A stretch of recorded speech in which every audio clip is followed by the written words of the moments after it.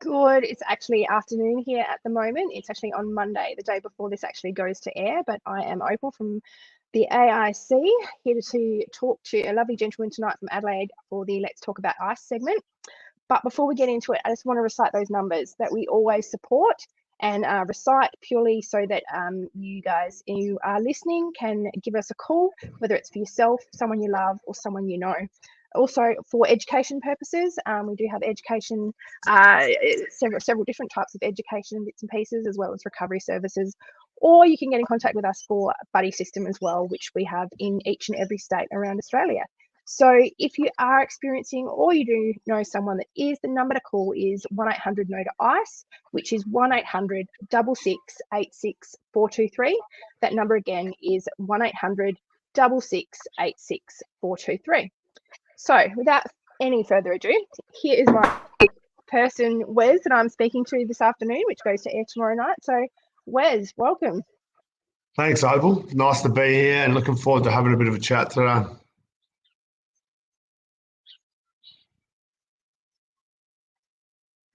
Okay, bear with me. We've lost Wes. There we go. It must be my internet. I apologise. Let's try that again. Welcome, Wes. How are you? Yeah, I'm good, Opal. Really good. I'm looking forward to diving into that and having a bit of a chat and raise some awareness and be able to tell a little bit about my story, which hopefully can sort of assist some others that are going through something similar that I did. So exactly, that's what we're here for as peer support and leaders. We are here to be able to tell our story and share our story in order to help others that are going through it and make it easier than what we went through it ourselves. So tell me, obviously addiction, obviously methamphetamines, that's why I'm here. Would you like to give me a background on your usage? Yeah, so I guess we'll just sort of start at the start. Growing up, I had quite a good upbringing with a beautiful family. Got two older brothers, a younger sister, and absolutely awesome parents. And I think starting there is important for me because there was no real thing in my childhood or anything, and it wasn't until I done some work later on that I started to find where it all started breaking down, which I'll go into a bit later. But sort of come from a really good upbringing, and then I guess from about the age of 16, I started on the party scene. So it was more of a social thing, and this was experimenting with other sort of party drugs and those sorts of things. And it wasn't until probably about 10 years ago, so maybe when I was about 28, 29, when I started taking ice. And prior to that, I always despised it. I always had friends that had been on it that I'd always tried to assist. Are you there? Can you hear me, Opal? Yeah, I can. I keep losing you. I'm going to just quickly switch my internet to see if that's what it is, because I'm struggling. Yep. I do apologise for this. No stress. Let's see what we've got.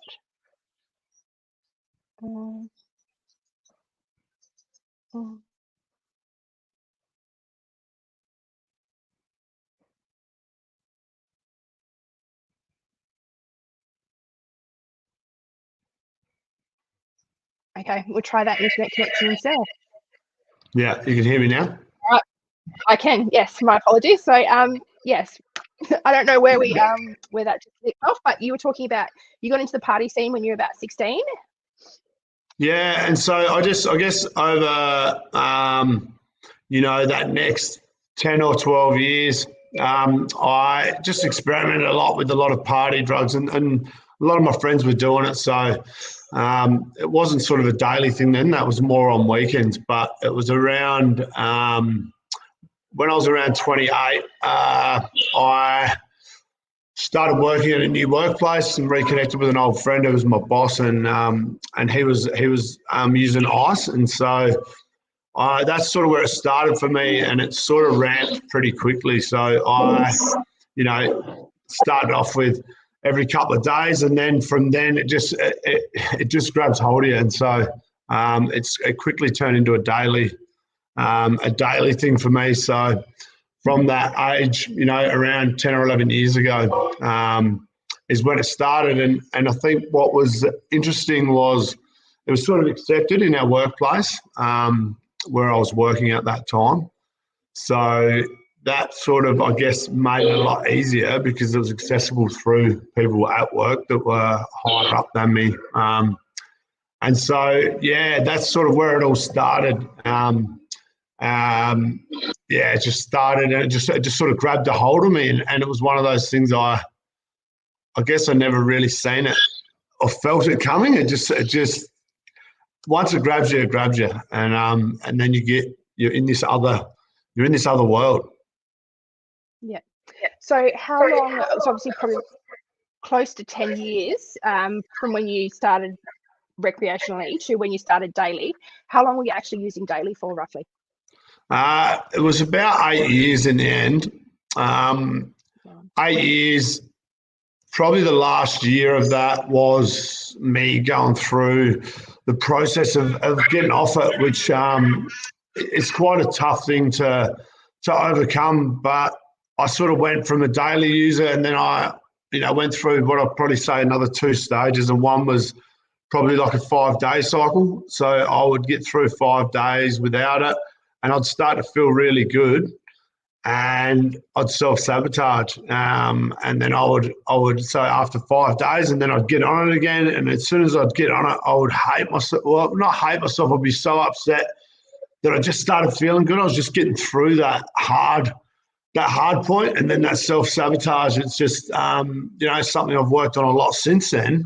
At the time, I didn't realise what it was, but so I went through that 5-day cycle probably for 6 to 8 months, and then it sort of switched over to a 10-day cycle. And to be honest, this was the hardest time for me. These were the hardest times when you have the time off it, and you start to get clear. You start to get clear thoughts. You start to feel good within yourself, and then there's this self-sabotage or whatever that is. It could be different for everyone, but I just found I kept getting drawn back to it. And those were the times that hurt me mentally, physically, more than any other time, because I knew what it was like to not have it. I think in that 7-year period where you're on it every day, you always feel good. You just feel the same. I could say you feel good, but I guess you're not your normal self. But when you're in it, you don't know what it's like to be out of it. So I feel like that cycle, when I got to that 5 and 10-day cycle, that was really tough. A really tough time for me personally. Yeah. No, I do understand. I think you said it beautifully in the sense that because you've had that clean time, you actually realize what you're doing to yourself, and you're so disappointed in yourself. And that's where you would have just started to work on your traumas and what your triggers and bits and pieces are, and then you seemingly just throw it down the drain quite quickly, which is really quite heartbreaking. So obviously, I know you didn't actually go through rehab yourself. You're one of the very many few that haven't.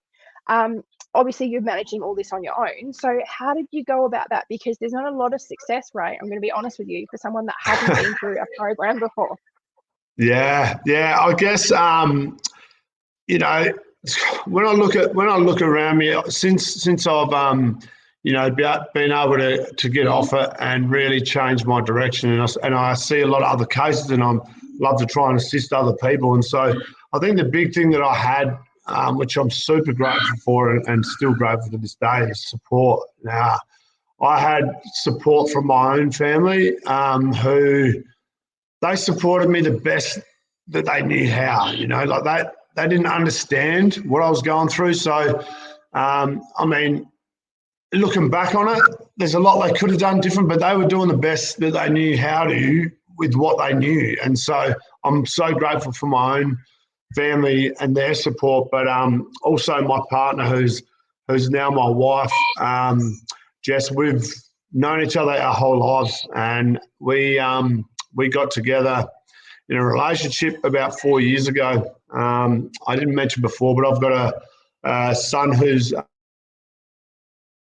and she's got a boy and a girl as well, and so that all played into it as well. I had a family, I had a beautiful my genetic family, the family I grew up with, and then I had Jess, and with Jess comes such great support It wasn't always it wasn't always what I wanted. Like it was, you know, she knows me. She's known me forever, and she knows what I'm capable of. So she always just tried to bring me to light, and bring me, you know, to show me what I, you know, she'd point me in the direction where she knew I wanted to be. And so that we butted heads a bit, but all in all, her support was, you know, by far. If I look back now and she wasn't around, then I think I would have found it really hard. And within Jess, and Jess's family, her younger brother and older brother, I'm very close friends with both of them, and those guys, like, you know, her older brother was the first person ever, and this was when I was in it. I was probably halfway through my daily addiction. Her eldest brother was the first mate of mine that ever came to me and just said, "What's going on, man?" Like, he goes, he just came at it in a way. He said, "I love you and I care for you," and that was huge, because I had so many other people come to me saying, "You need to stop because of this, because of that," and they were all just, they didn't know what else to say. They were just shooting, "Oh, because you're family, because you're different, because of money." And I'm like, well, I'm having no issues with money. I'm a good dad. You know, you drink alcohol and I smoke cigarettes, like, you know, when people use things. But he was the first person that come to me and actually just goes, "Look, man, I love you.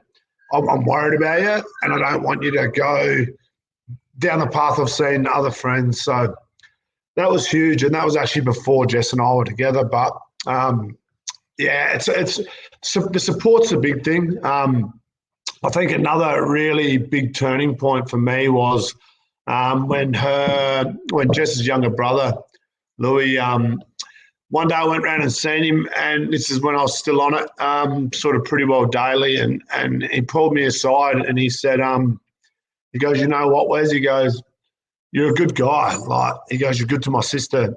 You're good to my nephew and niece. You're good. You know, you're a good father. You're a good friend." And he's like, "If you need to wake up in the morning and you need to smoke ice, and that's what you need, then who cares, man? You're a good guy." And what's ironic about that is when I left there, I just started having these thoughts like, wow, I'm better than this. Like, I actually don't need it. Like, and it's just that, you know, it's that unconditional love and support, and that's been my, you know, and you mentioned before about me not have been to rehab. That's been my superpower. Is I've had the most beautiful support from my family and friends, and my partner, which has just made the journey so much easier, and I've just felt so supported through all of it. Even times when I'd relapsed, and I've mentioned to you before, you know, normally if I would early on when I'd have a relapse, I would just be like, "That's it, I'm back to square one."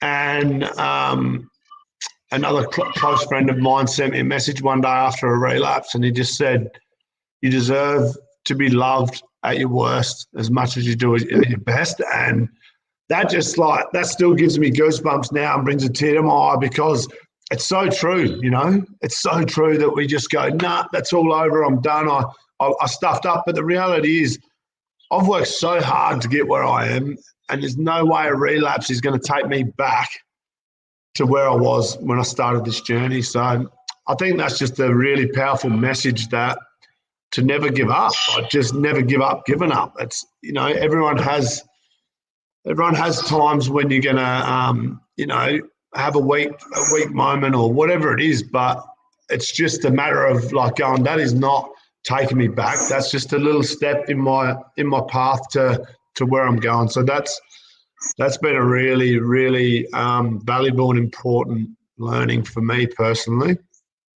Yeah. Yeah, there's a few things that I want to unpack. Firstly, you're right. One of the things that I talk about when I talk in addiction centres, and even when I go back to Matrix and things like that, I actually talk about the fact that it doesn't matter how many times you actually do slip up. What matters is that you actually just keep going, and you keep going back to where you were, you keep coming back and sitting in that room, you keep going back to those people or those loved ones that love you to be able to get that support, to be able to help you to get where you need to go. The other thing that was really important there, we got a little bit emotional, you're talking about the fact that someone else had actually seen where you're at, and rather than give that whole, you shouldn't be doing it and it's bad for you and don't you know what you're doing, and all those sorts of conversations. And funnily enough, I actually talked about this with Rob in an earlier interview last year sometime, is that we really need to normalize those conversations about having exactly what your brother-in-law did for you. Like, it's not about telling them what the hell is wrong or what they're doing wrong, but it's about just showing them love and support and coming in as a loving person, quite holistically, in order to be able to counteract that. And unfortunately, there is a lot of stigma, and I think the societal norm needs to change around that whole way in which we actually approach someone that's actually in active addiction. So with that, is there anything else you could add to what people can do to be able to help with that, changing that societal norm? Because I think that's one of the really big things that we need to get out there and to be able to teach people as well, in order to be able to help the ones that are coming through it. Yeah, that's a super important thing that you've brought up. And again, it's something I feel really strongly with, is that, too many times when someone's caught in addiction, they're not making the choice. They're not weak. They're just caught up in that thing. And now, whatever that is, you can't possibly look at a person and understand why they're where they are, because there's a whole series of events and things that have happened in their life you can't understand. A big thing that I felt myself when I was in the middle of my addiction was I had certain friends and things and people, and where they actually distance from you and they start to segregate you, and it's like a disease. It's like people are scared they might it's just, you get this and you start to feel really alone. My advice and what I live for is that if someone's struggling, go and give them a hug, tell them you love them and you support them, pull them in, don't push them away, because it's the last thing. Someone who's in the situation where I was already knows they're not living their best. I already knew I wasn't living my best life. I already knew I had some things going on, but I didn't need people to continually tell me how bad I was doing or what I was doing wrong. Like, I look at these, 4 instances, like with my wife and her brothers and even my own family. But those times when I had unconditional love and support, when people just shot at me straight, like when Ryan said to me, like, he wasn't trying to pull the cliche, oh, it's bad for your health, it's bad for this. He was just like, look, man, I love you. I genuinely love you and I'm worried for you.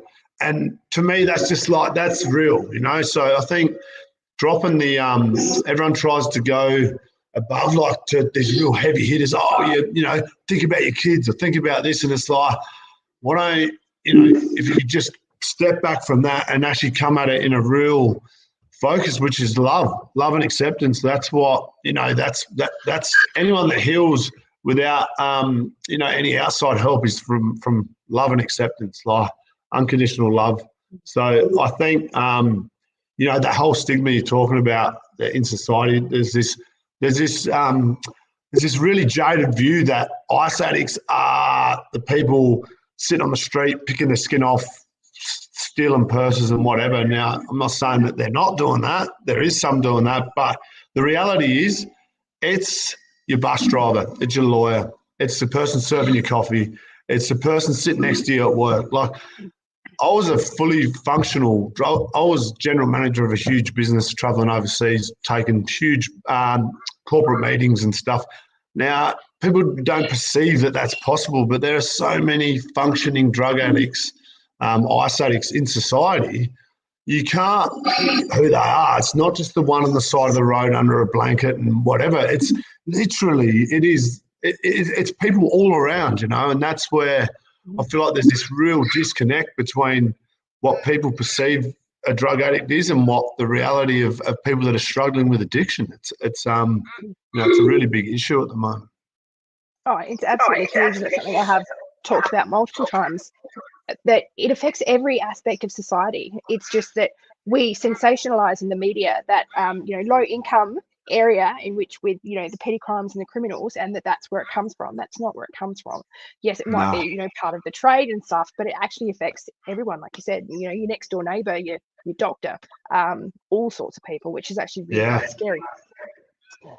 Now, something else I wanted to touch on about that with you as well, and one of the reasons why I did want to have a chat to you about this interview was I'm really interested. Obviously, you had a lot of support from your wife and family members and whatnot, but I'm really interested in how this worked, because there's not a lot of well, obviously you're married now, but there's not a lot of partners where one's on it and one's not. Now, obviously, I know your wife, but she hasn't come from that background. She hasn't been on it. She doesn't have that experience or that lifestyle you did. Like, how did that work? Like, was it rocky? I find it fascinating because, tell me. Look, Jess is like, from her. She'd have her own version of this whole event. Our life so far.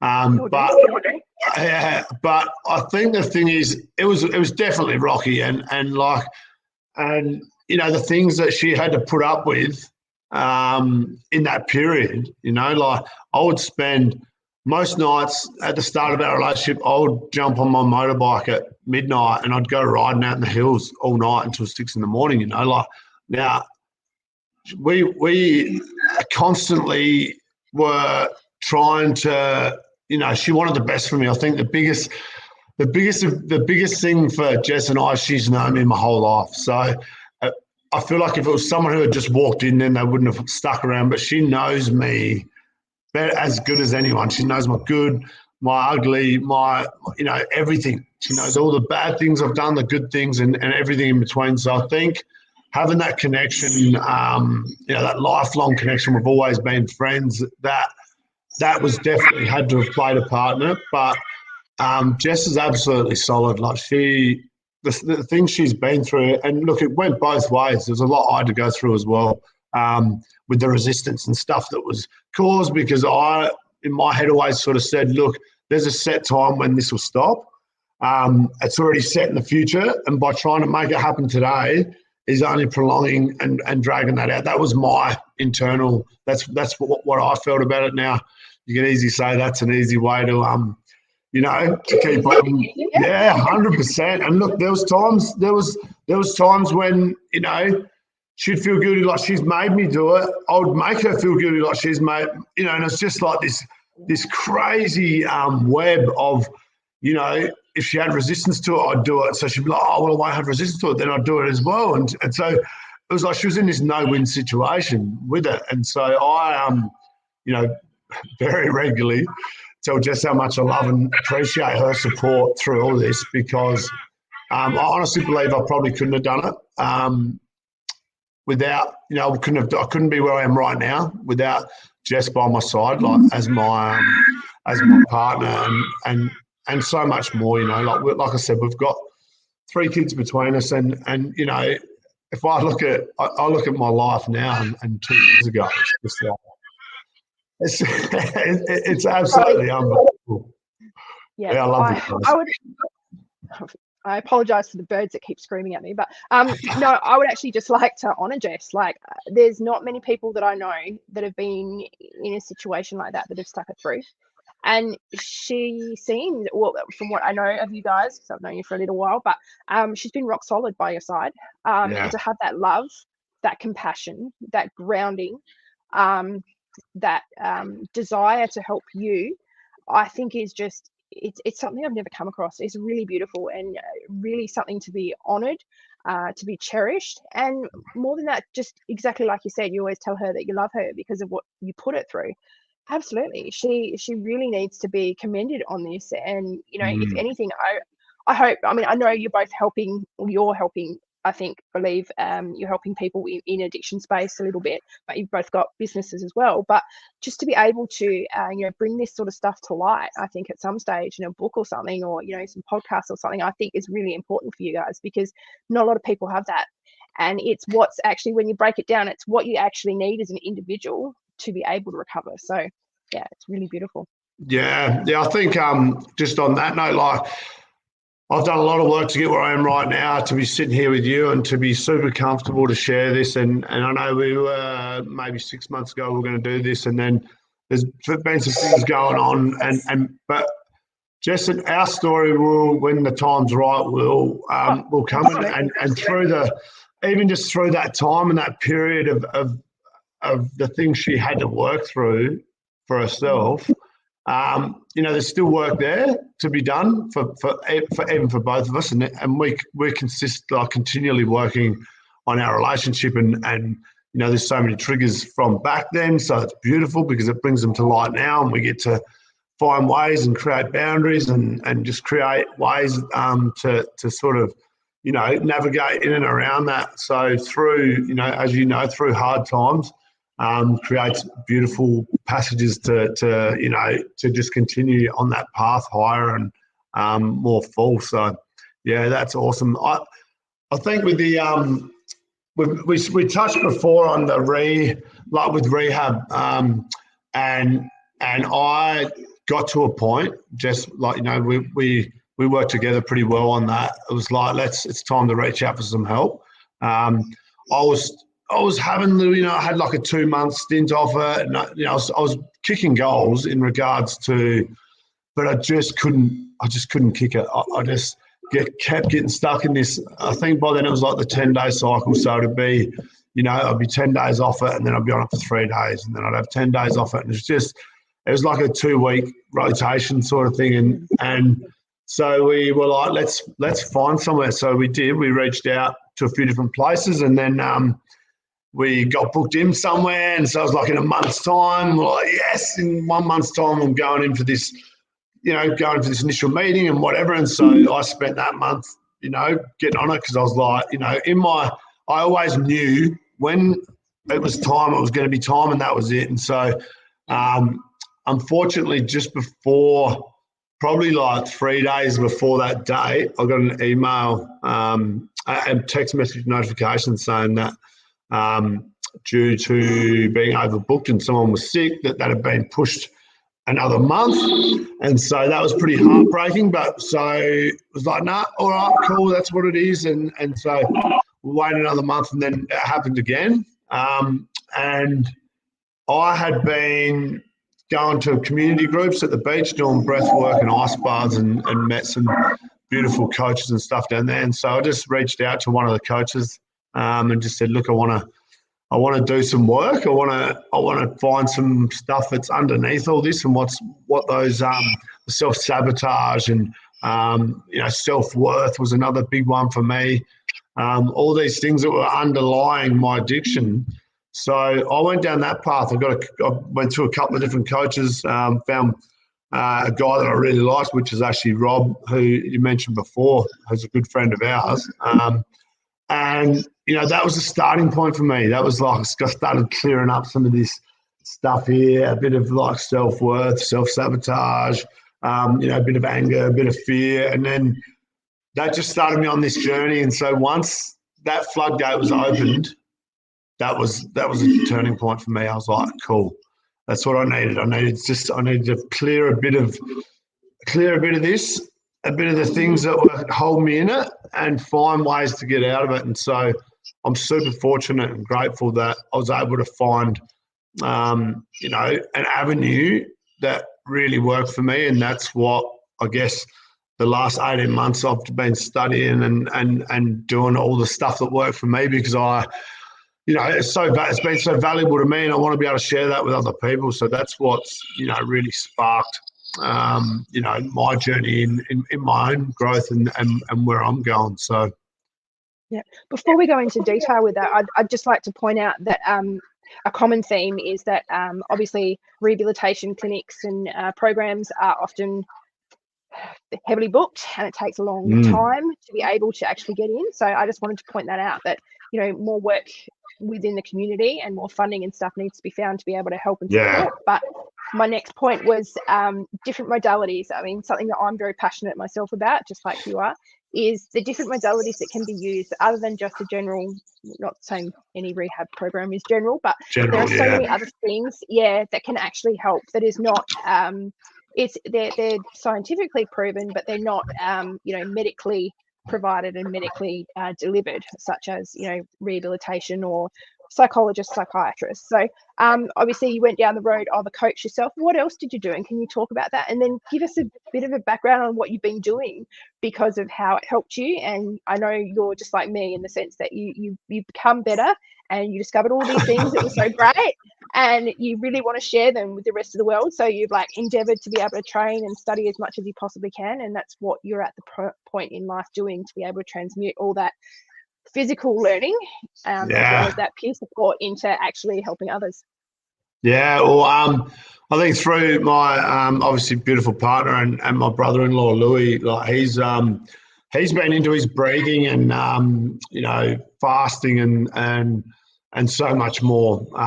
He's such a tapped-in human, and so he was a beautiful at the very start of it. He was the one for me that was he got me onto fasting. Fasting's been great for me because when you feel good, you feel good.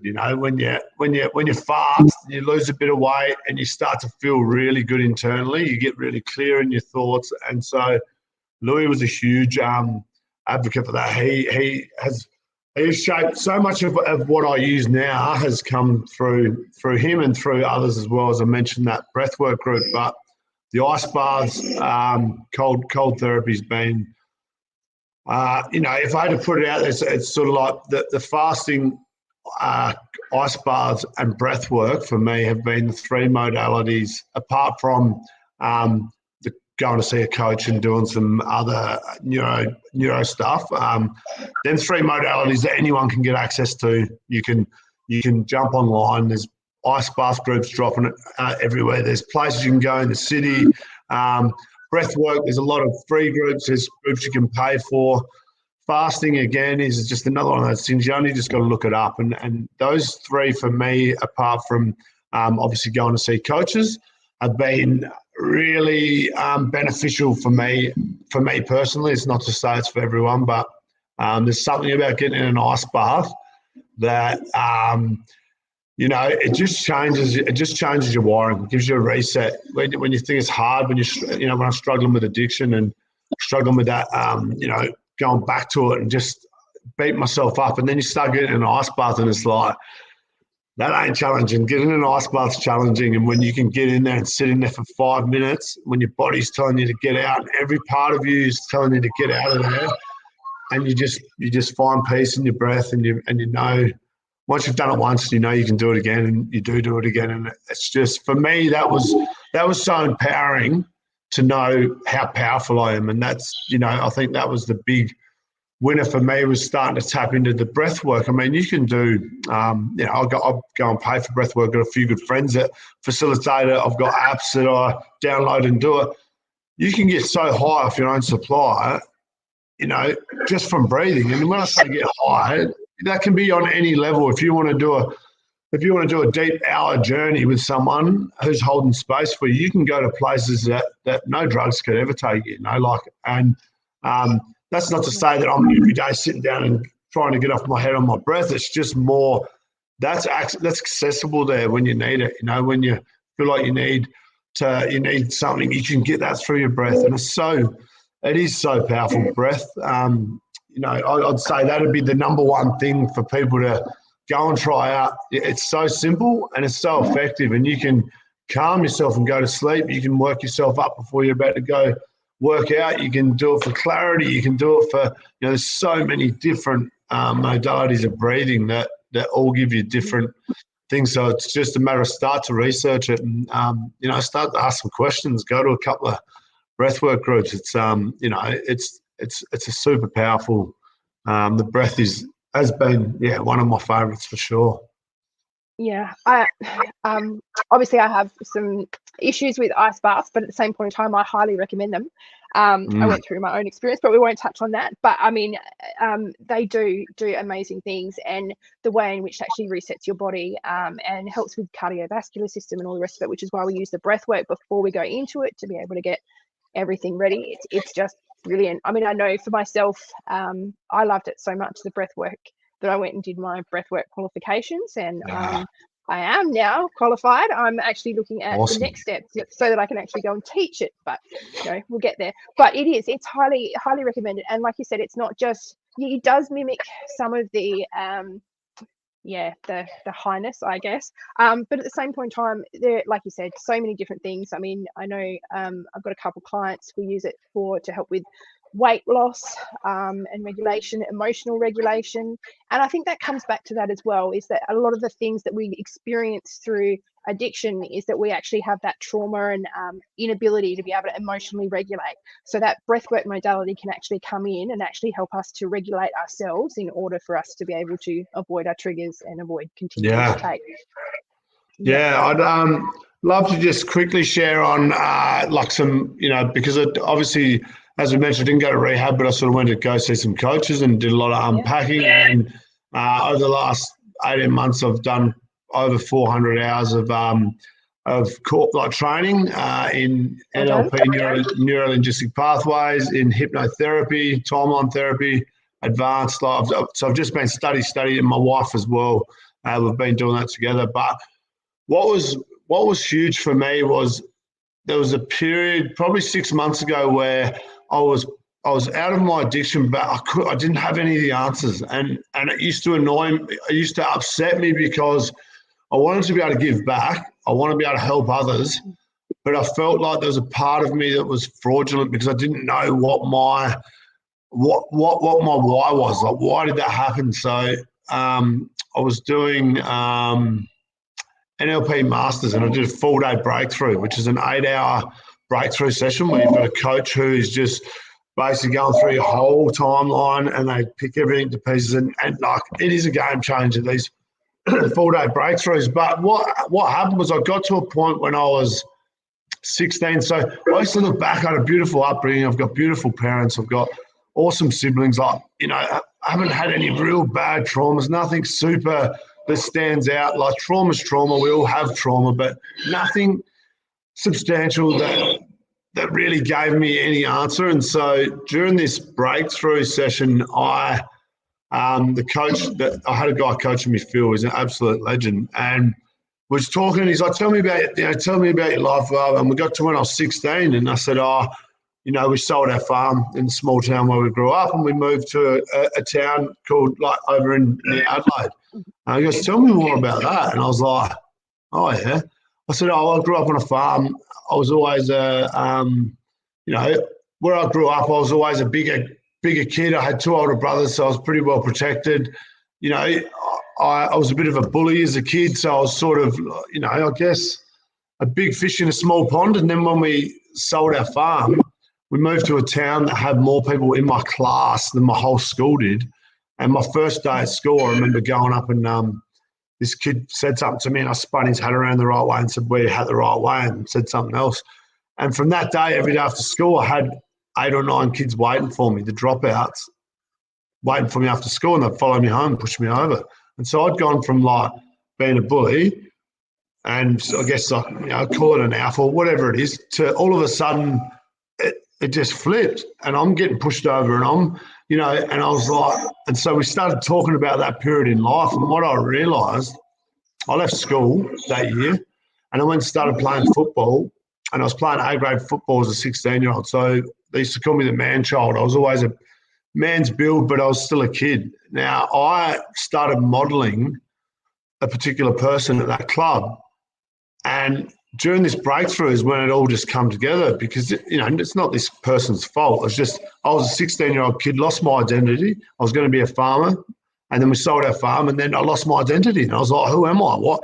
So I clinged on to this person, and I modeled my life around him. And ironically, 10 years ago, that's who I went to work with when I started taking ice.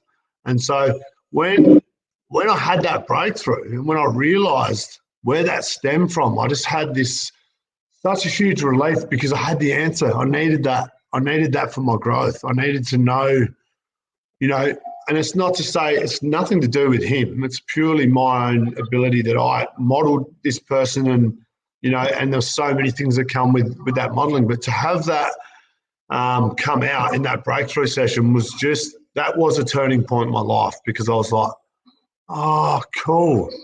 I don't need to beat myself up anymore. There it is. There's the answer. That's what it was. It was nothing to do with my upbringing. It was nothing to do with this, with that, with this, with the relationship, that's what it was. And so for me, that was huge. That was a really, I just felt the change. I just felt a release in my chest to get that answer that I needed to just be able to move forward, knowing that I understood a bit about where it came from. No, I think you're right. We have to understand what actually caused it in the first place, and for everyone, it's slightly different. Listening to that story, that's still trauma. It's more of an identity trauma, because you were trying to base your life and expectations on someone else's, and which was unattainable for you because you're Wes, you're not here. So there was, so there was always going to be that, that gap in which, that use would have fed into it without you actually even realizing. So it is still trauma, and you do have to figure it out, but it takes people a long time to be able to figure it out. So tell me about all these modalities. Would you recommend them for other people, especially even if they want to get in programs, because it takes so long to get into programs and stuff like that? But what would you recommend for people that were trying to get clean but couldn't get into a program, these sorts of modalities or anything else? Look, 100%. Let's say, if a scenario was different and I could have got into rehab, I still would have done what I was doing and going to the coaches, and I would have, it was just the way it worked out. Fortunately, I was fortunate enough to find something else, which was I went and got a coach who specialised in NLP, which is neuro-linguistic pathways, and so much, as we just said before about trauma. Now, I was saying I haven't had big traumas and whatever, and obviously I have had trauma. But so many people, and I'm one as well, and I'm learning more and more the more I study, is that people always think trauma is, getting bashed, getting verbally abused, getting sexually abused. That is trauma, don't get me wrong. But, it can be something that you look back on that's small in your head, but trauma's trauma. Trauma doesn't have a scale. It's like someone could have been physically abused and someone could have not got the shoes they wanted when they're 10 years old, and that was the biggest trauma in their life. That is trauma. That's the same trauma. It doesn't matter that when we perceive it that it's not, that doesn't hurt, that's not physical, that's where we get caught up in trauma's trauma. It doesn't matter what it is. But as far as NLP's been massive for me. Hypnotherapy is a very strong modality to get into the unconscious mind and actually get past the conscious thoughts and go and find some things that are a bit deep, a bit deeper in that unconscious mind. Now, everybody's got them there, and a lot of people, I've been coaching now for a bit over a year, and I've been fortunate enough to be able to work with a lot of different work with anywhere from children to young adults to men and women, and it's such a beautiful thing to be able to give back. It's so nice to be able to work with people that are like, I don't have any deep. I've got nothing deep. And well, that's okay, but let's just go on a bit of a journey and use these one of the many modalities, whether it's through hypnotherapy or NLP, talk-based therapy. And all of a sudden you find they're like, I didn't realise. And what? Yeah, let's keep going down there. Let's go a bit further down that. And it's, it's so beautiful because it's a very gentle way to sort of go back and find some of these traumas without, I guess, having to be, to have it so raw. Through NLP, timeline therapy, hypnotherapy, you can very gently go back, and there's a lot of ability to pull people out and away from the specific whatever situation they're in, so that they don't feel that anger, hurt, sadness, fear, whatever it is, you're going back to clear. So it's a very gentle approach. And to be honest, looking back at my addiction, once I'd start to have these little tics, like I had some anger issues, and so I went back through timeline therapy and did some stuff on anger, and then that just let go of one string. It's like a front wheel on a bike with all the spokes, and then I just tapped one off, and then it was the fear, and so then that just knocks one more off, and then self-sabotage. Go back and do some work on that. Go back, do some more work on it. Knock another one. And so once you knock enough of them off, it's weak enough that you can then get to that one, which was obviously for me. I got to go back and find out that time when I was 16. And if I hadn't done the other work, if I hadn't have been doing the other work around that situation, I would never have got there. So I think if my advice to people is if they're waiting to get into somewhere, just look around, find some other modalities. Look for someone who does NLP or hypnotherapy, and just give it a go in the meantime. Because you can loosen a few of those spokes before it's going to make your journey so much easier when you do get into rehab and are able to get deep with that. So yeah, I think one of the other things that people fail to recognise is the fact that the timeline of recovery actually takes a long time.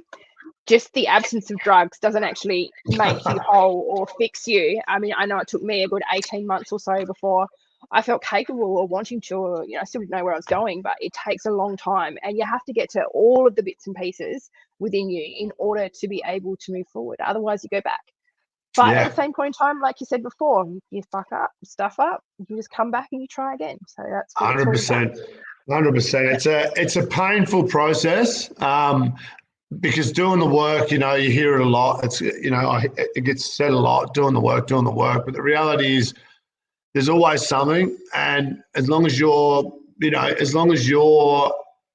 to be on that path of alignment and you want to be your best version of yourself, then as much pain as it is, it's the reward is so much greater than the work you've got to do to find, because you got to do it at some point, or or it's there forever. So yeah, I think it's just start somewhere. Yeah, that was going to be my next question. What would you say to people that are either in full addiction or in that point of wanting to get help, or possibly having small parts of absence? What would you say to them? I think the biggest piece of advice I'd give is just own it and be honest. Like, I think I've had a few, I've worked with a fair few people now, and someone will come to me and say, I've got a problem with this, and I'm like, sweet, you've just done the hardest thing. That the hardest part of the whole journey is first admitting you got a problem, and if your partner or your family aren't the right person, then find someone that is. Go speak to someone and just be honest, be vulnerable, and trust the process. Because if I wasn't able to be so honest and vulnerable in people I'd speak to, and I'd tell them that I had an addiction problem and I never hid from it, and that by far was the thing that made it the easiest. The minute you can open to it, to say, listen, I've got a problem, I need some help. I think that's the starting point, and just own it, just own your shit. It's it's the first step. Addiction thrives in the dark and anonymity. So yeah, 100%. Just be honest, which isn't an easy thing to do. By the way, you do need to make sure that you have the right people around you to be able to do it. 100%. If you don't have that loving, supportive relationships like you did with your brothers-in-law and your now wife, you wouldn't have gotten to this point. Because if you had suffered, if people had reinforced that shame of you actually taking it and telling you what to do, like being that authoritative figure, you wouldn't have been where you are. Nah, definitely. It's definitely best choosing the right people. But I mean, I think the other important part about that is that, if someone was to reach out to someone and it was that person, it was the person who's like, you need to stop it. Don't stop at them. Don't let them stop your path. If you tell the wrong person and they react the wrong way, then just let it go and just keep searching. Find the next person, because the more you search and the more people you talk to, the more chance you're going to have to find that supporting person. So I think the other thing is just not giving up on it. Like, it's so easy to go and talk to one person and then say the wrong thing, and then you just go, I'm not doing this anymore. Just push it to the side, go to the next person. Like, there are people everywhere that care. And you just got to keep searching until you find them. So it definitely gets better then, does it? It definitely gets better. And look, it's been hard work, but the life I live right now is beyond my wildest dreams. I mean, I'm healthy. I can hold a conversation. I've got no, I'm just so fortunate to have been able to manifest such a beautiful life in what's been quite a short time, but I've been working hard. Me and my partner, we've been working hard at having having good things in our life, and so that's it doesn't come through. We didn't just sit around and wait for it to come. It's just been a constant chase, and how can we make our relationship stronger? How can we make our family life better? How can we put some boundaries in for this and for that? And it's a constant work in process of this, evolving this beautiful this beautiful life. So yeah, definitely don't give up and do the work. Do the work. Before we go, is there anything else you'd like to tell viewers, whether they are just watching or whether they need help or they need to give someone else help? What would you say to them? I think if anyone is watching that's at that point where they need some help, then just reach out for help. Don't sit in yourself. And the fact that you're even watching this is a beautiful step towards towards your path of where you're going to go. And I mean, I'm living proof that I was a 8-year everyday user, and now I'm not. And now I live a clean, healthy life and a happy life. So I think it's just start doing the work and start trying to start to notice what you're feeling and find a network of people to reach out to. It's not always easy, but you won't find them if you're not looking.